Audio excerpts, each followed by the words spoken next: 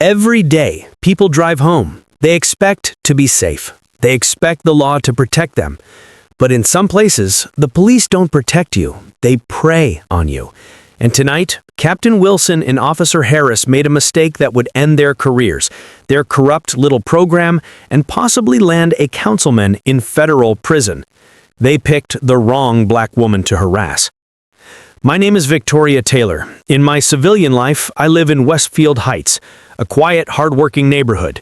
In my professional life, I am a 4-star general in the United States Marine Corps, one of the most senior officers in the entire United States military. For 6 months, the Pentagon had been watching a situation unfold in Greenfield, an illegal, unconstitutional police checkpoint program, City Ordinance 27-9. Tonight wasn't about a random traffic stop. It was the final piece of evidence. I was driving my modest car, my personal vehicle, just like any other resident of Westfield Heights. I slowed for the blue lights. The trap was set. Officer Harris approached, his flashlight beaming right into my eyes, a deliberate intimidation tactic. His immediate demand, license and registration. I complied, but I also initiated the conversation legally. I asked, "May I ask what this checkpoint is for?" Harris stiffened. The power had been challenged. His partner, Captain Wilson, emerged. The moment Harris saw my address, Westfield Heights resident, on the license, his attitude shifted from simple cop to predatory enforcer. Wilson didn't even try to be professional. He demanded I step out of the vehicle for an enhanced search protocol. That's where they crossed the line from a suspicious stop to an illegal detention. Enhanced search requires reasonable suspicion. They had none. I told them, I declined consent to search my vehicle without probable cause. Terry versus Ohio and Delaware versus Prowse established clear guidelines for... The verbal trap was sprung.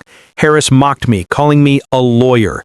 Wilson's true feelings, the systemic bias we were investigating, surfaced. Your kind always want to make things difficult. He called me a troublemaker. I committed every word to memory. Wilson gestured and Harris grabbed my arm, twisting it. I felt the pain, but my face remained composed. Harris shouted, "Stop resisting," when I wasn't. I made sure to state clearly and calmly that I was complying under protest, a vital legal phrase. I noticed Harris's body camera. The little red recording light was off. They were operating in the dark. Wilson's laugh confirmed the systemic corruption. Any complaint I filed would go straight to the trash can of Councilman Bennett, the man who personally oversaw this illegal program. While they were gloating, I was working. My watch wasn't a watch. It was a military rock communicator and evidence capture device. My fingers discreetly pressed the button, activating the GPS tracker. Every word, every admission, every civil rights violation was being recorded and streamed live to the Pentagon's Operations Center. I told them, I'll be filing a formal complaint. Wilson laughed and said, good luck with that. He had no idea the complaint was already being filed at the highest level of the U.S. government. Harris cuffed me, securing the metal too tight, deliberately. As they shoved my head down to force me into the cruiser, another unnecessary use of force, I glanced out the window. A young woman in another car was recording discreetly. I gave her an imperceptible nod. The external record was now secured. The processing room at Greenfield Station was hostile, smelling of sweat and cheap cleaner. When the booking officer finally asked for my information, I provided my name, Victoria Taylor, and my address, Maple Avenue, Westfield Heights. The officer's tone changed instantly. That's in Westfield Heights. Behind me, Wilson and Harris laughed by the water cooler, confirming their bias. Another one from that neighborhood thinking she's special. Had to put her in her place. These people need to learn. The camera clicked for my mugshot. The irony was almost comical. They had just arrested a 4-star general of the United States Marine Corps for the offense of driving a car while black in the wrong neighborhood. I asked for my phone call. I didn't call a lawyer. I didn't call family. I dialed the single most important number in my mind. I spoke clearly and authoritatively. Operations Center, Pentagon answers. Authorization code Tango Delta 794. Initiating protocol oversight Delta. Location transmitting. A moment of silence on the line. Then a single word. Confirmed. The Pentagon voice replied, "General Taylor, response team deploying. Timeline, 43 minutes. I hung up. The clock was ticking. The arrival of Councilman Edward Bennett confirmed the scope of the conspiracy.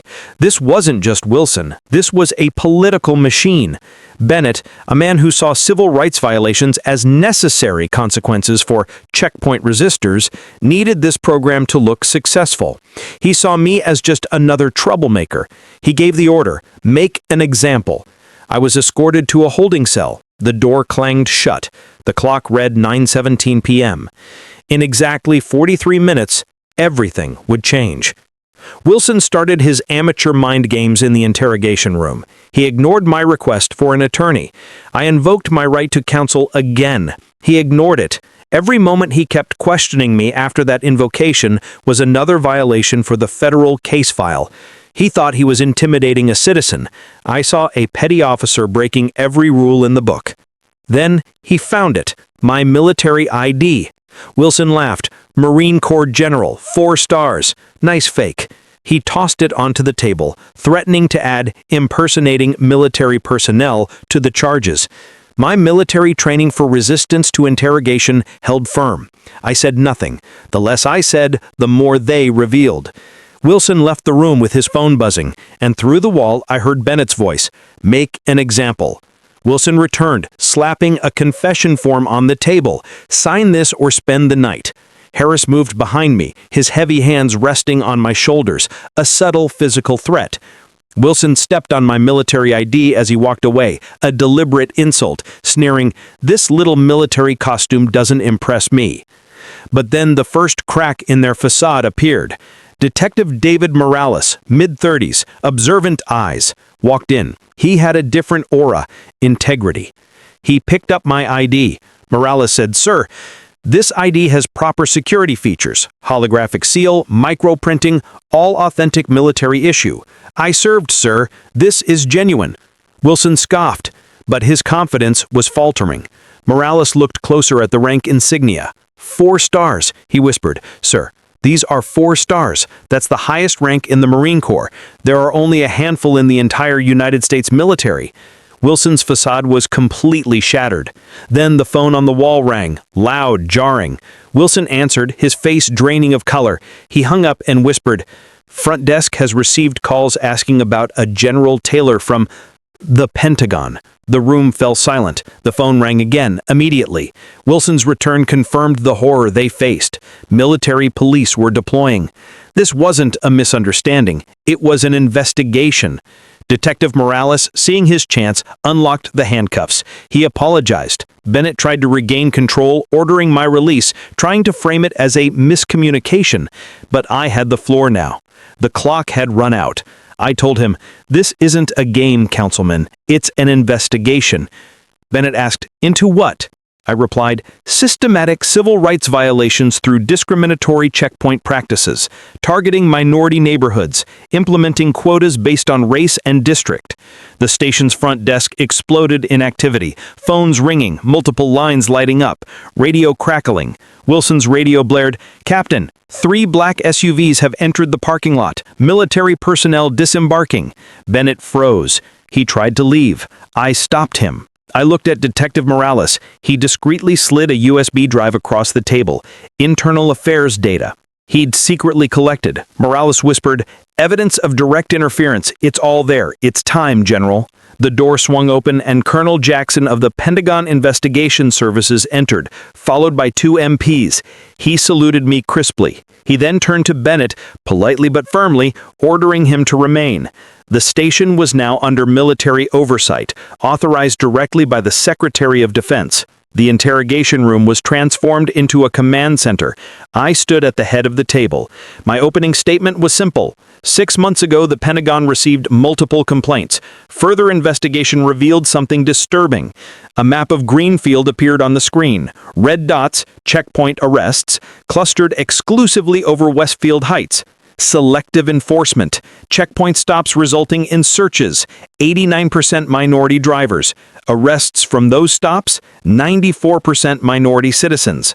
I displayed Wilson's damning email, focus on vehicles from Westfield Heights, higher yield for arrests.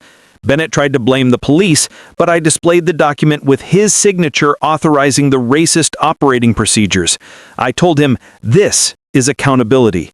Detective Morales provided the internal evidence, and I played the body cam footage from a non-malfunctioning camera, capturing Wilson's voice.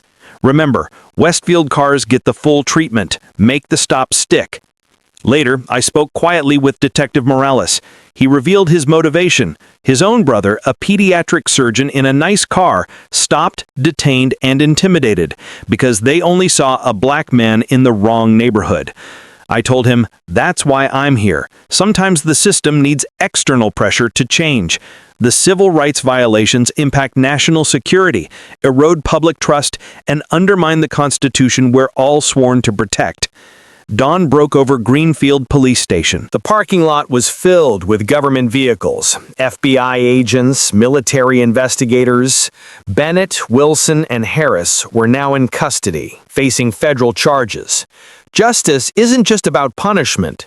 It's about remedy. It's about case reviews, expungements, and compensation for the lives they damaged. It's about every day that comes after. They thought a random black woman from a poor neighborhood was easy prey. They thought they could operate above the law, protected by a corrupt local councilman. They learned a hard truth that day. You don't arrest a 4-star general of the United States Marine Corps unless you want the entire Department of Defense to come knocking at your door.